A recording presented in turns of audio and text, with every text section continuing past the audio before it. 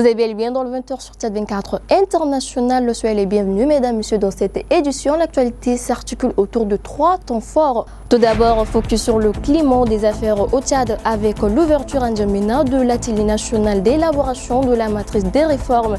Un cadre stratégique destiné à attirer davantage l'investissement et à renforcer la compétitivité de l'économie nationale. Ensuite, retour sur les résultats définitifs des élections législatives et sénatoriales partielles du 21 juin, proclamées par le Conseil constitutionnel qui confirme la victoire du mouvement patriotique du salut dans les circonscriptions concernées. Par ailleurs, cap sur l'Afrique centrale où N'Djamena accueille pour la première fois les assises des conseils économiques, socioculturels et environnementaux de la sous-région, une initiative visant à renforcer la concertation et l'harmonisation des politiques publiques. Voilà pour les titres, le développement dans un instant.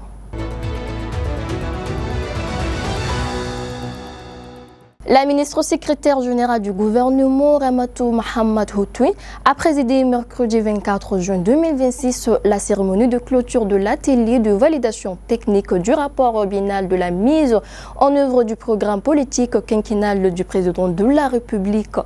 À l'issue des travaux, l'avant-projet de rapport a été validé par les experts et sera soumis dans les prochaines étapes à l'examen des membres du gouvernement en vue de son adoption définitive. Mohamed Ibrahim.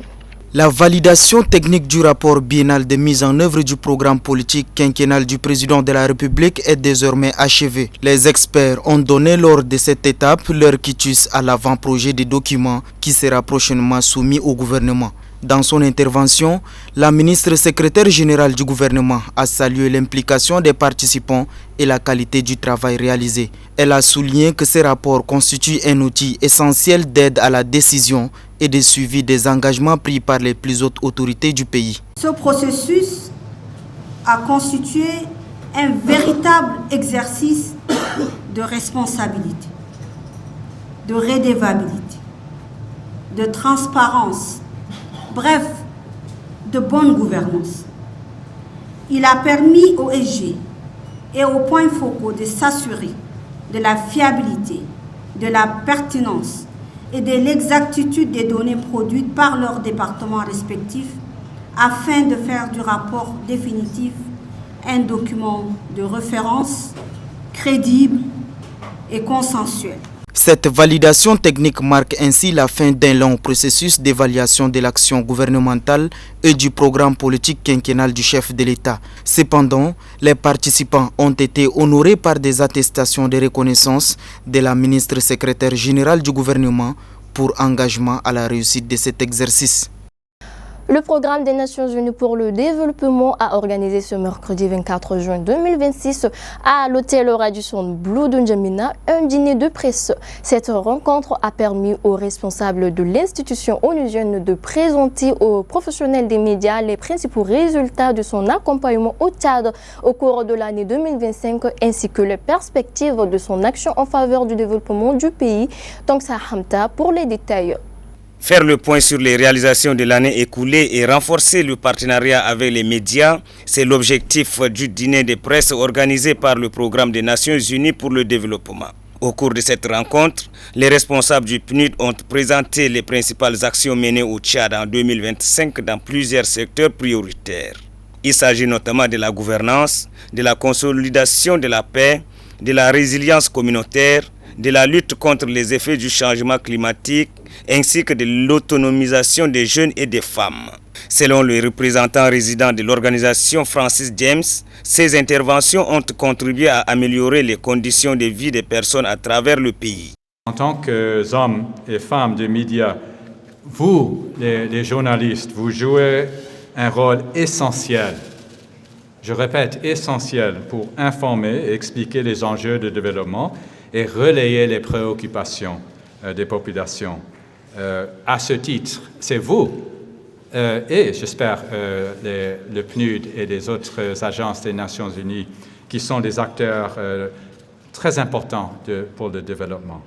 Dans son intervention, le coordinateur François Batalingaya a insisté sur le rôle des médias dans un monde marqué par la rapidité de l'information et de la multiplication des sources. Une information fiable accessible et de qualité constitue à cet égard un véritable bien public.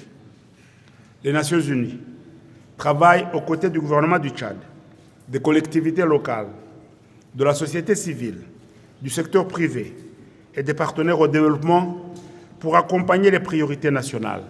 Cette rencontre a également été l'occasion d'échanger avec les professionnels des médias sur les défis du développement au Tchad et sur le rôle essentiel de la presse dans la sensibilisation et la mobilisation des citoyens autour des objectifs de développement durable. Créer un environnement plus favorable aux investissements, renforcer la compétitivité de l'économie nationale et accélérer les réformes, telles sont les priorités au cœur de l'atelier national d'élaboration de la matrice des réformes du climat des affaires ouvert en N'Djamena. Pendant 2 jours, près de 300 participants sont mobilisés pour définir les actions qui façonnent l'environnement des affaires au Tchad dans les années à venir. Suivez ce compte rendu signé l'UNUS Fogap.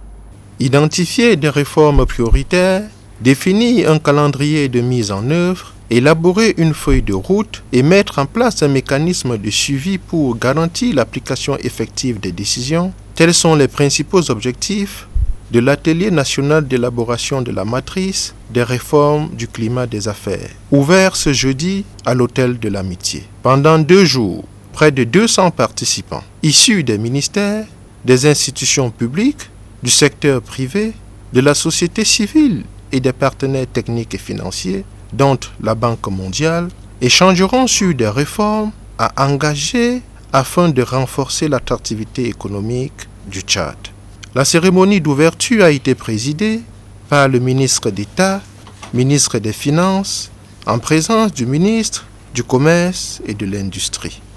Les investisseurs viennent dans un pays pour les opportunités qu'il offre. Mais ils y restent et y développent leurs activités en raison de la confiance que leur inspire son environnement économique. Comme tel, le premier investissement que nous devons attirer est la confiance des entrepreneurs. Les conclusions de ces travaux serviront de référence pour de futures réformes destinées à améliorer l'environnement des affaires et à encourager davantage les investisseurs au Tchad. Depuis 2020, notre pays a en effet choisi de se réformer. Là où il fallait des semaines, c'est désormais donc à 48 heures que l'attestation donc de nos redevances est délivrée. Toute entreprise naissante est exonérée donc de la patente. L'impôt sur les sociétés a été ramené de 35 à 30%. Chacune de ces mesures est une main tendue vers celui qui entreprend, mais il nous reste à faire en sorte que cette main se referme réellement sur celle de l'entrepreneur au guichet. Cet atelier s'inscrit dans une dynamique du plan national de développement Tchad Connexion 2030 qui ambitionne de faire du secteur privé un moteur de croissance économique et de la création d'emplois. L'amélioration du climat des affaires au Tchad se traduit déjà par des signaux encourageants. À l'ouverture de l'atelier national d'élaboration de la matrice des réformes du climat des affaires, le ministre d'État, ministre des Finances, a annoncé l'arrivée prochaine des 4 nouveaux établissements bancaires, Vista Bank, Atlantic Bank, Afriland First Bank et CCA Bank. Une annonce qui illustre d'ores et déjà une nette amélioration de l'attractivité du Tchad et de l'amélioration du climat des affaires. Le climat des affaires fait partie du PND et ça fait partie des 124 réformes qui ont été bien listées dans le PND. Est-ce qu'on a l'impression que les banques grandissent ou bien il y a plus de banques? On a 4 banques qui vont ouvrir cette année. Peut-être en 50 ans on n'a que 10 banques. Mais en une année on va avoir 4 banques. Il y a Vista qui a ouvert, il y a Atlantic qui va venir. Il y a Afriland, ils sont en train de faire des travaux pour ouvrir. Il y a CA qui va ouvrir, CCA qui va ouvrir. Donc, est-ce que ce n'est pas un progrès? Les sociétés de télépaiement. En une année, on a une qui s'appelle Konum, portée par des Tchadiens, Kashi par des Américains, hein? Un autre par des Nigériens, Nita. Est-ce que ce n'est pas un progrès? Si nous prenons juste les secteurs qui concernent le ministère des Finances, je ne parle pas des autres secteurs. L'autre situation, il y avait quelques années, nos services d'impôts, douane, quand ils font des contrôles, ils vont dans les entreprises, ils mettent 6 mois, 9 mois, 1 an. On a arrêté ça c'est réglementaire. Maintenant, ils ne peuvent pas faire plus de 2 mois. Pour faire plus de 2 mois, ils doivent écrire au ministre en charge des Finances pour dire on a été en contrôle dans telle entreprise, on a travaillé, mais il y a beaucoup trop de travail et pour telle raison, on veut prolonger ça. Et le ministre approuve avant qu'il ne contrôle. Depuis 3 ou 4 ans, je n'ai jamais vu une demande de ce genre. Pour la première fois à l'échelle de l'Afrique centrale, une instance de concertation et de dialogue réunissant les conseils économiques, socioculturels et environnementaux des pays membres voit le jour. L'ouverture de ces assises a été présidée ce jeudi en Djamena par le représentant du chef de l'État, le vice-premier ministre chargé de la décentralisation, Liman Mohamed. Les détails avec Ngakoutouma Turin. Le Conseil consultatif social et culturel a pour ambition de donner une voix aux acteurs sociaux professionnels dans le processus d'intégration régionale, jusqu'ici dominé par les exécutifs nationaux. Cette initiative portée par le président Ahmad Mboudou Mahamat met en lumière la dynamique et les enjeux de l'intégration régionale des actions citoyennes.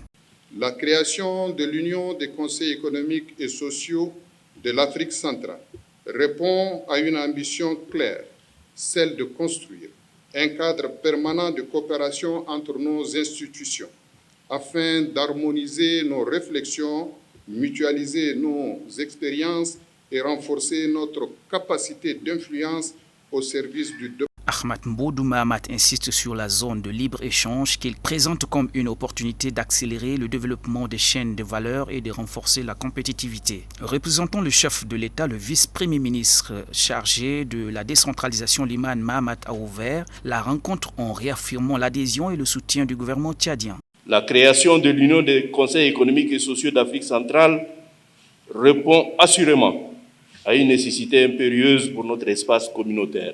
Le maréchal président de la République du Tchad tient à vous assurer de manière solennelle de son soutien indéfectible et de celui du gouvernement de la République du Tchad. Au-delà des seules questions économiques, sociales, l'intégration des dimensions culturelles et environnementales dont les champs d'action reflètent une approche plus globale du développement en phase avec les objectifs du développement durable et les défis climatiques. La cérémonie s'est déroulée en présence des présidents du Conseil économique des pays membres ainsi que des hautes personnalités du Tchad. À quelques mois de la rentrée académique 2026-2027, le ministre de l'Enseignement supérieur, de la Recherche scientifique et de la formation professionnelle, Dr Sitak Yombatina Bini, a entamé ce jeudi 25 juin 2026 une tournée dans plusieurs institutions universitaires de la capitale.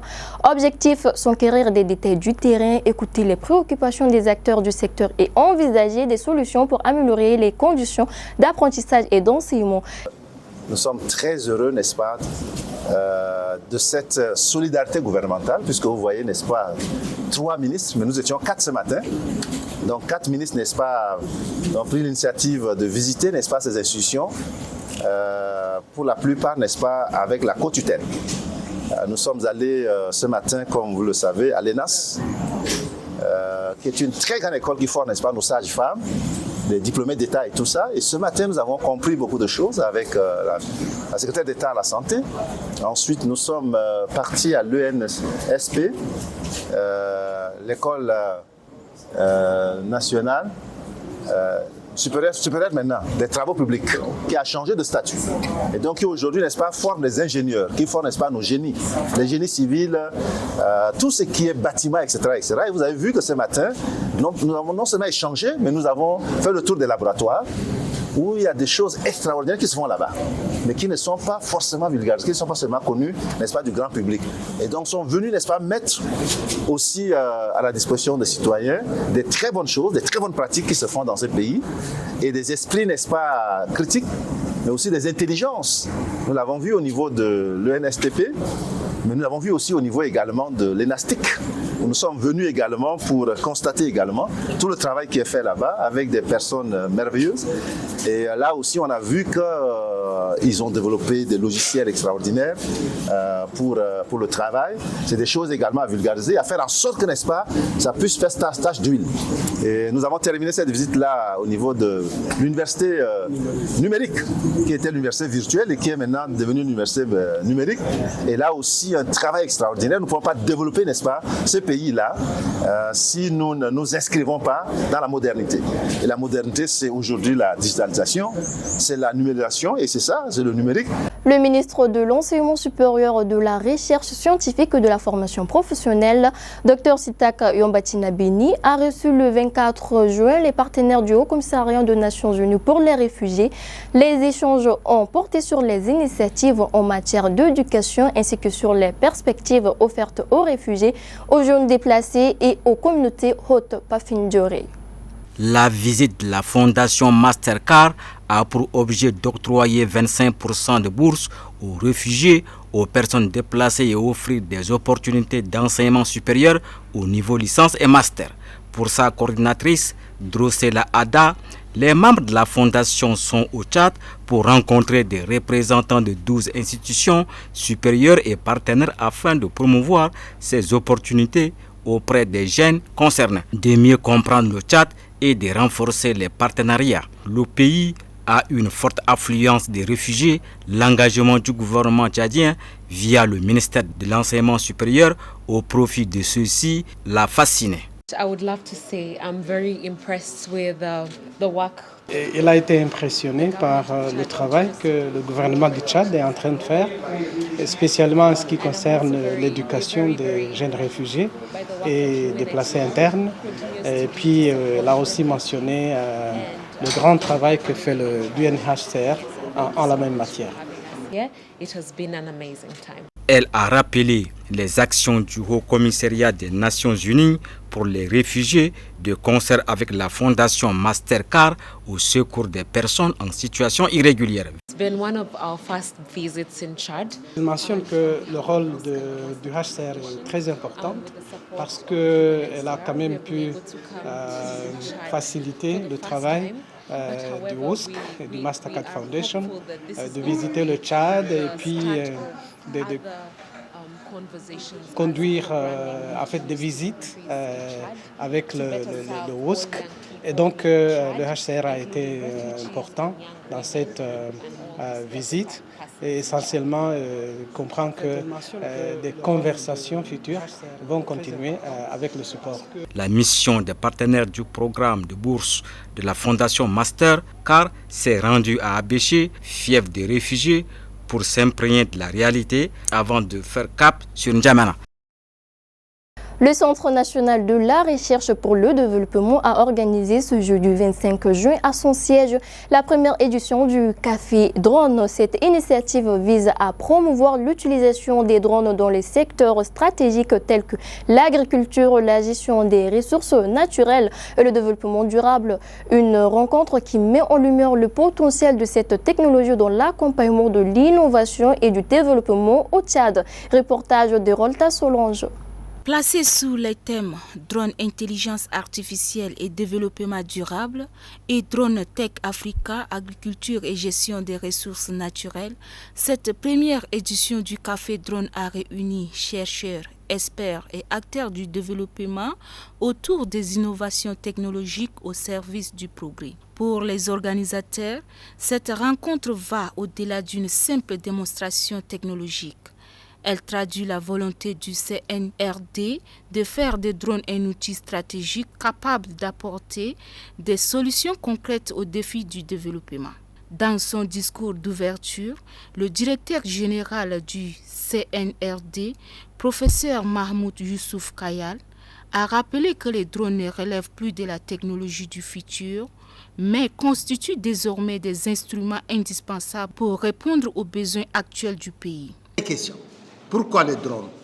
Pourquoi maintenant? Les drones ne sont pas une technologie du futur. Ils sont une réalité du présent. Au Tchad, notre vaste territoire, 1 284 000 km², nos défis logistiques, nos besoins en données géospatiales, et en réponse rapide aux crises font des drones une solution d'une pertinence exceptionnelle. Les échanges ont permis de mettre en évidence les nombreuses applications des drones au Tchad. Cette technologie contribue notamment à la prévention des conflits entre agriculteurs et éleveurs grâce à une meilleure gestion de l'espace, à la surveillance de la faune dans le parc national des Akuma, à la sécurisation des sites miniers ainsi qu'à la protection aurifère. Elle offre également des disponibilités d'analyse rapide des sols et d'amélioration de la productivité agricole. Les résultats définitifs des élections législatives et sénatoriales partielles du 21 juin 2026 sont connus ce jeudi. Le Conseil constitutionnel a proclamé victoire les candidats du mouvement patriotique du salut, Bichara Shanko Ahmad, canton pour la législative dans le département de Haraz al-Biyar, province du Hadir Lamis, et Bichara Abdrahman Moussa pour le sénatorial du Chari Bagirmi, Baktibo Emmanuel pour les détails. C'est sans surprise, le Conseil constitutionnel confirme la victoire du candidat du mouvement patriotique du salut aux législatives partielles. Est proclamé élu député à l'Assemblée nationale dans la circonscription électorale d'Aras al-Biyar, province de Hadjar Lamis, Sieur Bichara Shanko Ahmad, candidat du mouvement patriotique du salut. Peu de changements par rapport aux résultats provisoires de l'Agence nationale de gestion des élections du 23 juin. Bichara Shanko, 41 686 voix, soit 68,30% de suffrages exprimés. Il devance largement 5 autres candidats dans le département d'Araz al-Biyar, province du Hadjar Lamis. Il est où, monsieur Shanko? Comment il se cache? Ensuite vient le tour de Bichar Abdrahman Moussa. Monsieur Bichar Abdrahman Moussa est élu sénateur. Et notre candidat du mouvement patriotique du salut qui rafle les voix, 72 sur 83. Il devient le sénateur de la province du Chari Bagirmi en remplacement de Maria Mamatnour, démissionnaire. Les élections législatives et sénatoriales partielles du 21 juin 2026 auraient été pour les parties prenantes une expérience exceptionnelle relevant d'un processus plus démocratique. Le ministère de la Santé publique et de la Prévention, en collaboration avec l'organisation non gouvernementale Oasis, organise du 25 au 26 juin en Djamena un atelier de plaidoyer sur la place du misoprostol dans la réduction de la mortalité maternelle. Ce médicament essentiel dans le traitement des hémorragies du postpartum et les soins après avortement est au centre des échanges. La cérémonie d'ouverture a été présidée par la directrice générale adjointe de la santé de la reproduction, le compte rendu de Baktibo Emmanuel. Les hémorragies postpartum ou après accouchement sont souvent taxées des premières causes de mortalité maternelle, un problème de santé publique que les professionnels de santé au Tchad espèrent contrer ou réduire avec le misoprostol. Son efficacité, sa facilité d'administration, sa stabilité, dans le contexte où la chaîne de froid est limitée et son accessibilité en font un médicament stratégique pour prévenir et traiter les hémorragies du postpartum, mais également pour améliorer la qualité des soins après avortement. Le misoprostol, un médicament dont l'administration permet de contracter l'utérus pour stopper les saignements abondants après l'accouchement, il est aussi utilisé après une fausse couche ou un avortement. Il a montré ses preuves depuis plus de 20 ans déjà, selon la responsable de Oasis. Le plaidoyer pour la vulgarisation devra être permanent et privilégié. Depuis 2 décennies, ce médicament contribue à sauver des milliers de vies. Ces 20 années nous rappellent qu'en santé publique, chaque innovation utile n'a de valeur que lorsqu'elle est effectivement disponible, correctement prescrite, utilisée à temps pour sauver des vies. Dans un projet de santé sexuelle et reproductive, celui de sauver la vie des mères, le misoprostol apparaît comme une réponse concrète. Dans ces contextes où les défis d'accès aux soins demeurent réels, le misoprostol constitue une réponse concrète, pragmatique et adaptée, capable de sauver des vies lorsqu'il est correctement promu, encadré et utilisé. Parmi les pays où le taux de mortalité maternelle est très élevé, figure le Tchad avec 748 pour 1000 naissances vivantes selon l'Organisation mondiale de la santé. Cet atelier devra renforcer la stratégie de lutte et démontrer un meilleur impact de l'utilisation du misoprostol. Face à la montée de la consommation des stupéfiants et des alcools frélatés chez les jeunes, la plateforme Jekosaf a lancé une caravane de sensibilisation ce mercredi 24 juin à Mbriguébé dans le 5e arrondissement de la ville de N'Djamena. Une initiative qui met sur la prévention, l'éducation et la mobilisation communautaire, défiera Vanessa pour les détails. La prévention comme rempart contre les addictions à Amriguébé dans le 5e arrondissement de N'Djamena, la plateforme jeunesse contre la consommation des stupéfiants et les alcools frélatés a donné le coup d'envoi d'une caravane de sensibilisation destinée à alerter les jeunes sur les dangers liés à la consommation des substances illicites et de boissons frélatées. Pour le coordonnateur national des Jekosaf, Fitikissou Daïsou Emile, cette caravane répond à une urgence sociale qui touche de nombreuses familles et menace l'avenir d'une partie de la jeunesse tchadienne. Nous nous sommes rendus compte que la consommation des boissons, particulièrement les boissons frélatées, que vous suivez souvent sur les réseaux sociaux, les colosses, les pangolins, l'énergie et j'en passe. Ces produits sont en train de détruire la jeunesse. Nous avons fait le terrain, nous avons fait le tour des 10 arrondissements. Nous nous sommes rendus compte que les établissements scolaires sont en train de prendre les coups. Et il est impérativement important de pouvoir mettre en place ces cadres-là pour interpeller la jeunesse. Président de la cérémonie de lancement, le maire de la commune du 5e arrondissement, Cheikh Bani Cheikh, a appelé les jeunes à se détourner des stupéfiants et des alcools frélatés qu'ils considèrent comme une menace pour leur avenir. Prévue dans le 10 arrondissement de la capitale, cette caravane entend renforcer la prise de conscience collective face à un phénomène aux conséquences sanitaires et sociales préoccupantes. La journée s'est achevée par des prestations culturelles mettant en valeur les talents de la jeunesse et les richesses du patrimoine tchadien. Les leaders de la société civile, les chefs de quartier ainsi que l'association des femmes et jeunes du 7e arrondissement de N'Djamena ont pris part ce jeudi 25 juin à une séance de sensibilisation sur l'importance du don de sang organisée dans les locaux de la commune. Cette rencontre vise à renforcer l'engagement communautaire en faveur de la sécurité transfusionnelle. Fonta Assoué pour les détails. Cette rencontre a réuni les leaders communautaires, les associations locales ainsi que les responsables de l'association professionnelle pour la sécurité transfusionnelle au Tchad. L'objectif est de sensibiliser les populations à l'importance du don volontaire et régulier de sang afin de contribuer à la réduction des pénuries observées dans les structures sanitaires du pays. Dans son intervention, le représentant du Centre national de transfusion sanguine, Ousmane Mohamed Assabala, a lancé un appel aux habitants du 7e arrondissement à faire du don de sang un acte citoyen et solidaire pour sauver des vies et répondre aux besoins croissants des hôpitaux. Le président de l'association professionnelle pour la sécurité transfusionnelle au Tchad, Seriabé Payang, a pour sa part salué cette initiative qui contribue à rapprocher davantage les communautés des questions de santé publique. C'est un dénominateur commun pour tout le monde parce que le sang d'un chrétien n'est pas différent du sang d'un musulman. Et le sang que nous avons n'a pas un parti politique. Vous voyez, c'est ça qui nous réunit tout ça. Tu es de l'autre, tu es de l'autre, ça c'est notre problème. Si tu as un problème de sang là, c'est le même sang là qui va nous servir tous. Raison pour laquelle nous encourageons la société civile, les chefs de carré, les délégués à faire vraiment ce travail. C'est un travail purement communautaire qui nous engage.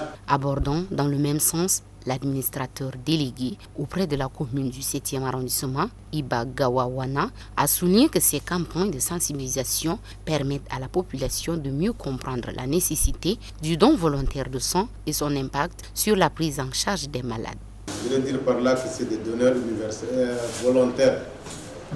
On n'oblige pas. Et vous devrez le faire, c'est un devoir. Ça vous permet aussi de savoir quel est votre sang. Qu'est-ce que vous avez sur votre sang? Pour ceux qui n'ont pas eu à faire le test de leur sang, ça leur donnera aussi une idée. À travers cette démarche, le Centre national de transfusion sanguine entend encourager les autres communes de la capitale à intégrer la sensibilisation aux dons de sang dans leur programme d'action afin de renforcer les réserves sanguines au niveau national. En dénonçant une perception globale du risque qui pénalise l'Afrique sur les marchés financiers, Moussa Faki Mahamat pose un diagnostic jugé pertinent. Mais au-delà de cette lecture, son analyse soulève une autre question tout aussi déterminante, celle de la gouvernance interne des États africains. Ngokutu Maturé. Ancien président de la Commission de l'Union africaine et aujourd'hui envoyé spécial du Pacte pour la prospérité, les peuples et la planète, Moussa Faki Mahamat a haussé le ton mardi 26 juin dans un entretien au Point Afrique. Il attaque avec vigueur ce qu'il appelle une perception globale des risques qui conduit à surfacturer les emprunts des États africains, les montants des financements internationaux. À ses yeux, l'architecture financière internationale héritée des accords de Bretton Woods de 1944 semble être aujourd'hui caduque et ne répond plus aux réalités climatiques, géopolitiques et aux besoins de développement du continent, privant ainsi d'un accès équitable au financement. Cette sortie est largement partagée et mérite d'être entendue par les Africains. Il est bien vrai que les mécanismes actuels de notation et de fixation des taux d'intérêt pénalisent disproportionnellement les économies africaines. Il est tout aussi vrai que la dette africaine dépasse désormais la simple question financière. Elle est le symbole d'un ordre économique mondial en dérive. Cependant, pour être complet, ce plaidoyer ne saurait faire l'économie d'une réflexion sur la gouvernance interne des États africains. Car si les conditions imposées par les institutions de Bretton Woods sont parfois contestables, elles répondent aussi à des pratiques bien réelles. Mauvaise gestion des finances publiques, opacité dans l'utilisation des fonds empruntés, faible performance des administrations fiscales et douanières.